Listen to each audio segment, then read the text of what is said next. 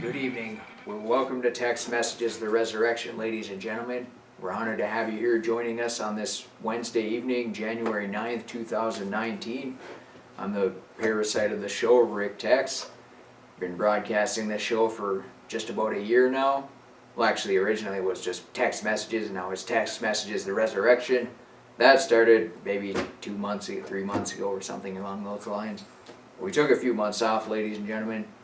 And now we're seem to be back running, full flanking ahead, loading up the coal in the boiler and just running full steam ahead. So it looks like we'll probably be continuing the 7-day-a-week proposition. See, I managed to find some time on, normally we were probably going to do it 4 days a week, but I managed to find additional time the 3 other days. Plus it helps wintertime because there's not really much to do outside, not too many responsibilities. So when there's less responsibility to do outside, then you typically find more to do inside. Now that doesn't mean to say neglect any outside activities at all, because it is very crucial and important and vital to your health to get outside pretty much just about every day. Especially when it's sunny outside, then your body's able to synthesize the vitamin D and you're obviously a lot more healthy then. Oh yeah, one of the problems you face when it's 5 degrees out and the wind chill brings it down about 10 below is that you need to layer up. One thing with layering up is probably the biggest trick is no weak links. I mean, you can never put on too many clothes out during wintertime, especially at night when it's windy. So the trick is, nice thick gloves, leather, wool, whatever the case may be, that are impenetrable to wind. Then you gotta have coveralls. That's a big one. Last thing you want is to have wind blowing underneath your jacket and up into your torso region in that area. You'll get very cold and possibly even frostbite under extreme conditions. You definitely want to have a face mask, ski mask, snowboard goggles, whatever the case may be, maybe a couple hoods over your head. Plenty of wool socks, decent shoes, but by and large what I've found out is that you can wear those big clunky boots and it'll be very fatiguing to walk around, or you can just wear running shoes and a bunch of pairs of wool socks. Then yeah, it might require additional expenditure of energy because you got the extra wool socks, but having the running shoes will allow you to walk long distances without deleterious effects or without becoming overly tired and exhausted and having to give up after a mile or pass out due to exhaustion. And then of course wool undergarments helps a lot too, pants, shirts, all that, sleeves and everything, neck gaiters, whatever the case may be. So just very important to have no weak link. I mean, if see, you can have all the clothes you want, but if you don't have any gloves and your hands are cold and you get frostbite, it's going to be uncomfortable. If you have your coveralls, your wool undergarments, a couple pairs of pants, a few sweaters, a ski mask, wool gloves, but you have 1 pair of socks and shoes on, your feet are going to get awfully cold and you're going to be uncomfortable. So that's why it's extremely important to bundle up. It cannot be understated enough, ladies, or well, no, it can't really be overstated, but it can definitely be, well, no, it can't be overstated, but it can definitely be understated. I think is sort of the gist of the analogy there, ladies and gentlemen. But by and large, I mean, one of the best things about winter is it keeps a lot of the parasites out, because wintertime only the strong survive. Your big trees, your big plants, your oak trees, your pine trees, your poplar trees, only the strong survive, so that keeps a lot of the parasites out, and that just creates a cleaner environment. Then springtime comes and you get a healthy soil. All the bacteria and everything will rise back up to the surface, and the minerals will be ready to get uptaken by the plants and have healthy plants. The Great Plains of the Midwest were one of the most fertile farmlands in the country. Even in western Minnesota, there's some of the most fertile lands out there, probably even to this day.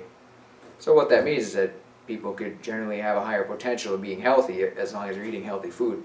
Oh yeah, if you're making poor food selection, just eating a diet of straight corn and potatoes, you're probably not going to be that healthy.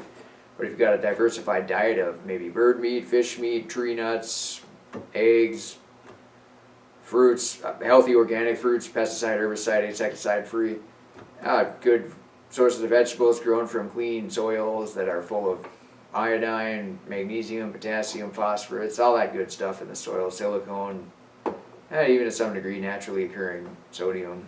I suppose there isn't too many other forms of sodium. But yeah, by and large, health is important, everything too. Being warm is definitely important. And yeah, of course, you probably heard the term winter soldier before. And winter are trying times. And if you're trying to work on a linear actuated chicken coop door, if you're trying to change a fuel filter on your car, or if you're trying to change a furnace and you're worried about your house getting cold, you are definitely working against the conditions there. But ultimately, life is just all about challenges and obstacles and how to overcome them. And avoiding challenges and obstacles is something that we don't really condone at Tex Messages The Resurrection. Something that producers don't condone. Certainly something I wouldn't condone either.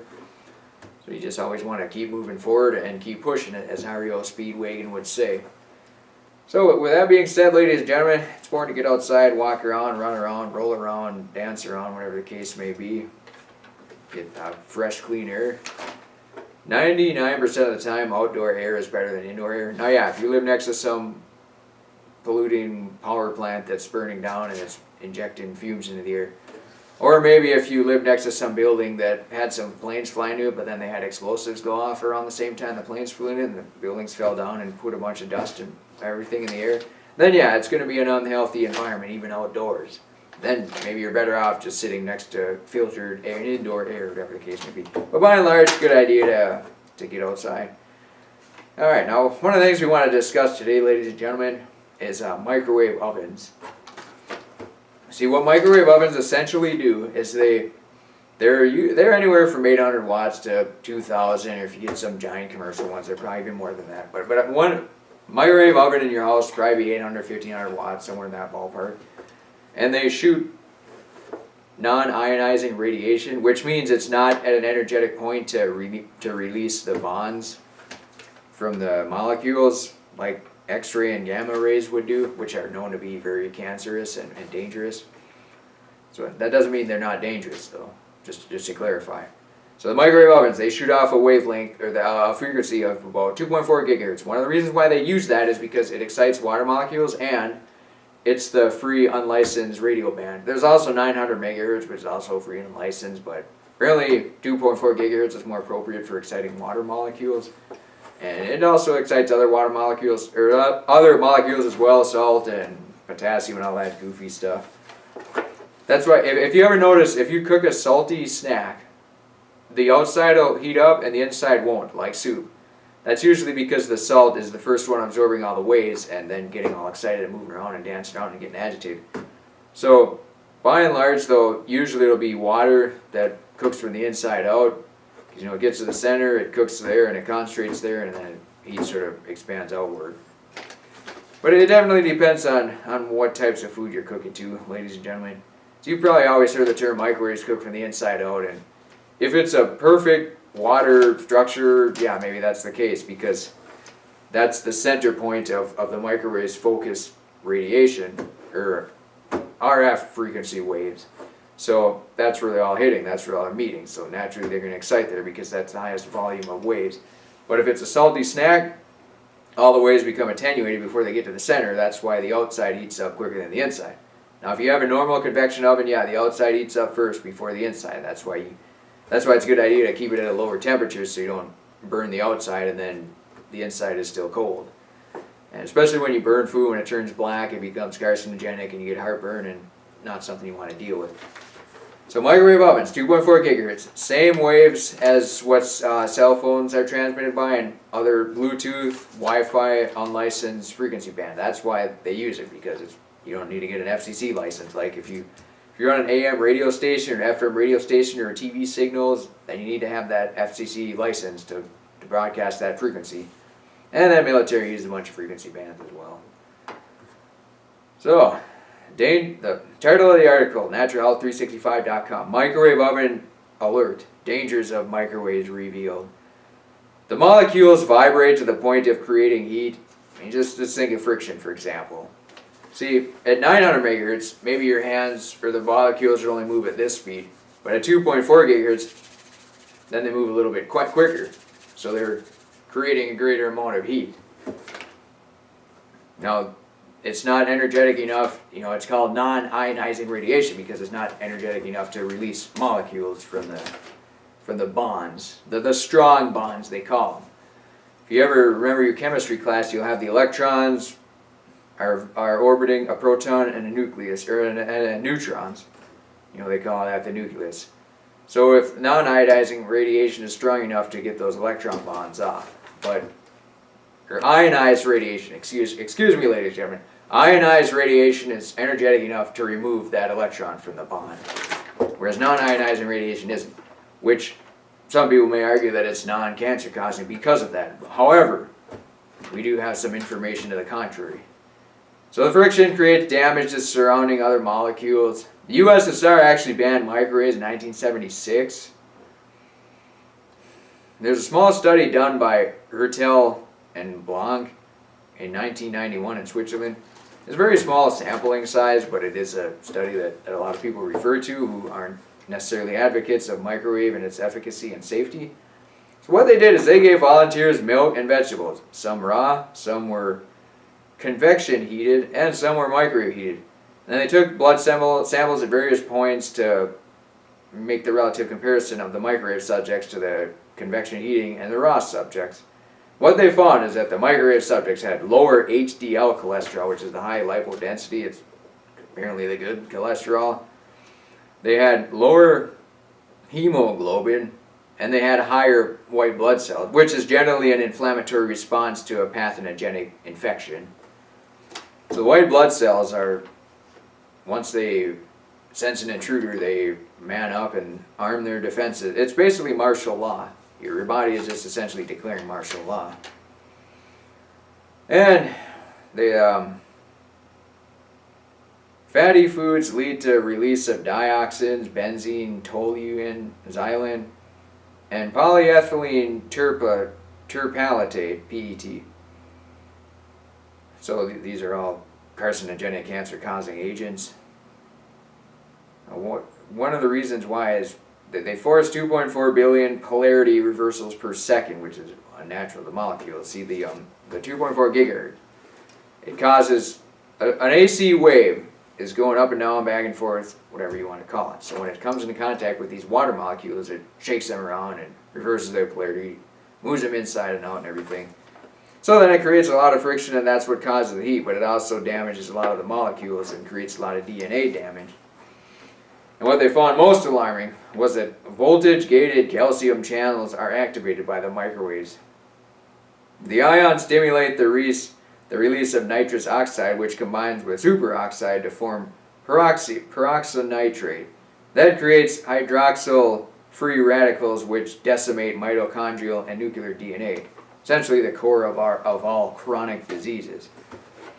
So, I mean, how these microwaves interact with the body is very complex and requires very sophisticated measuring equipment, and usually the people with access to that are part of very prestigious universities, so they're generally going to utilize studies that are essentially funded properly, not necessarily for the safety of the public, unless government allocates enough resources for it. But usually what happens is, you may have heard the term corporateocracy before. So most government spending is the result of a corporate written bill or spending initiative. Because generally everybody that's elected as a politician is, as one of our former governors said, scruff face, that politicians should have all the sponsors that they are on their suit. So that way you know who's donating their campaign and who's in their pockets and who they're going to back up as it comes to spending bills and writing laws and everything. Because the politicians, they get their marching orders, whatever bills they sponsor, co-sponsor, they probably never read them. It just, Monsanto says, hey, Joe Rosso, Big Joe Rosso, how about you co-sponsor this bill that says we need to spend this amount of money researching this safety protocol, or whatever the case may be. Then they get some results they don't like, so they'll just fudge the numbers a little bit, or just say, well, it was a fallacious study, so we don't need to look at it anymore. But since they funded the study for it, they can look like good guys. There's a lot of deception and coercion and chicanery that goes on in basically all of safety studies, ladies and gentlemen, especially with 5G cell phone radiation. See, 5G cell phone radiation is about 5 gigahertz to 100 gigahertz, and microwave radiation, non-ionized RF frequencies, is 2.4 gigahertz. So they're definitely going to be exciting molecules at a far greater intensity than the microwave. Yeah, the microwave has higher wattage. That's why it can cook food, and your cell phone doesn't cook food. But if you had enough cell phones, maybe it would. Especially if you had a high battery output and everything like that.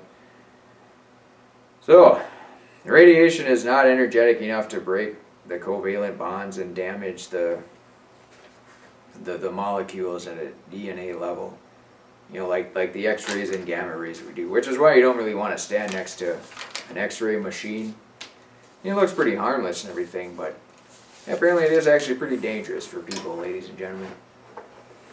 So, I mean, with that being said, there's a lot of complexities that goes into microwave ovens. See, one of the first things I noticed as a young child is we didn't really actually have a microwave until I was maybe between 5 and 10 years old. And say, for example, you have pizza and you cook a pizza in the microwave. It's basically like rubber, eating a rubberized piece of sliced pizza. And then you have the regular round cookers, the things that spin it around. The crust is nice and crispy, the cheese is nice and gooey, and it's perfect texture. Then you got the convection oven, similar to the round pizza cooker. It's fairly crispy and, you know, cheesy and gooey and everything. And then you got the, well, that's about it, I guess, as far as cooking pizzas. I mean, they got these roller ovens at commercial pizza parlors, and they seem to cook it pretty good, too. But the microwave oven had always had a rubber feeling to it, and it was just, the taste wasn't good, the texture wasn't right. So I didn't really ever eat anything out of a microwave, just because the taste was so horrible. So to know that there's actually bad health effects, too, it just amplifies the reasoning to at least avoid them. And here at the Tex Messages The Resurrection studio, we don't have any microwaves. There is one microwave, but it's not even hooked up right now. It's mostly just for looks. I mean, if you need to heat something up, there's a stove top or a single burner cooker. They do have these new things called induction cooktops, which I'm not entirely sure those would be a smart thing.